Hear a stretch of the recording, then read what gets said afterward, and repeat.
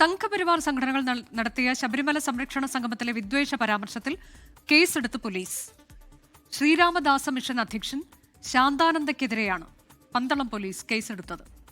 മനീഷ് മഹിപാൽ വിവരങ്ങളുമായി. മനീഷ്, കഴിഞ്ഞ ദിവസം പന്തളം രാജകുടുംബാംഗം ഡിവൈഎഫ്ഐ ഒക്കെ ഈ പരാമർശത്തിനെതിരെ രംഗത്തെത്തിയിരുന്നു. വാവരുമായി ബന്ധപ്പെട്ട പരാമർശമായിരുന്നു, വർഗീയ പരാമർശമായിരുന്നു. ഇപ്പോൾ അതിൽ നടപടിയായിരിക്കുന്നു. വിവരങ്ങൾ.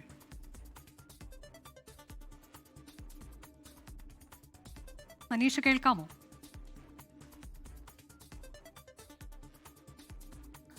അനുജ, നിലവിൽ പന്തളം പോലീസിലാണ് 3 പരാതികൾ ഈ ശാന്താനന്ദ മഹർഷിക്കെതിരെ ലഭിച്ചത്. ഈ പരാതിയുടെ അടിസ്ഥാനത്തിലാണ് പന്തളം പോലീസ് അത് പരിശോധിച്ചതിന്റെ നിയമോപദേശം ലഭിച്ചതിന്റെ അടിസ്ഥാനത്തിലാണ് നിലവിൽ കേസെടുത്തതെന്ന വിവരമാണ് നമുക്ക് ലഭ്യമായിട്ടുള്ളത്. 299, 196 ഭാരതീയ നിയമസംഹിത പുതിയ നിയമപ്രകാരമുള്ള കേസാണ്. ജാമ്യമില്ലാത്ത കേസാണ്.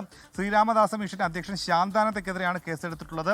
കഴിഞ്ഞ ദിവസം, അതായത് ആഗോള അയ്യപ്പ സംഗമത്തിന് ബദലായി സംഘടിപ്പിച്ച സംഗമത്തിലായിരുന്നു ഈ വിവാദ പരാമർശമുണ്ടായത്. വാവർ മുസ്ലിം തീവ്രവാദിയാണെന്നായിരുന്നു ശാന്താനന്ദയുടെ പരാമർശം. ഈ പരാമർശത്തിനെതിരെ സമൂഹ മാധ്യമങ്ങളിലടക്കം വലിയ വിമർശനം ഉയർന്നിരുന്നു.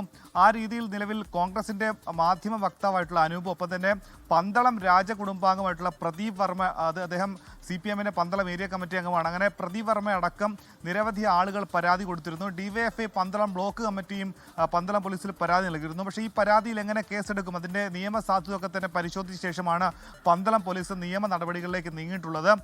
2 മതവിഭാഗങ്ങൾ തമ്മിലുള്ള വിദ്വേഷം വളർത്തുക, ഒപ്പം തന്നെ മതവിശ്വാസത്തെ വ്രണപ്പെടുത്തുക തുടങ്ങിയിട്ടുള്ള വകുപ്പുകൾ ചേർത്താണ്, ജാമ്യമില്ലാ വകുപ്പുകൾ ചേർത്താണ് ചുമത്തിയാണ് നിലവിൽ ഈ ശാന്താനന്ദയ്ക്കെതിരെ നിലവിൽ പന്തളം പോലീസ് കേസെടുത്തിട്ടുള്ളത്. ഇനി കേസിന്റെ തുടർ നടപടി എന്നോണം ഈ പരാതിയിൽ കൂടുതൽ പരാതി ലഭിക്കുന്ന സാഹചര്യത്തിലൊക്കെ തന്നെ കേസിന്റെ തുടർ നടപടി എന്നോളം അറസ്റ്റ് അടക്കമുള്ള കാര്യങ്ങളിലേക്ക് നടപടിയിലേക്ക് പോലീസ് നീങ്ങുമോ എന്നതാണ് നോക്കിക്കാണേണ്ടത്. അനുജ.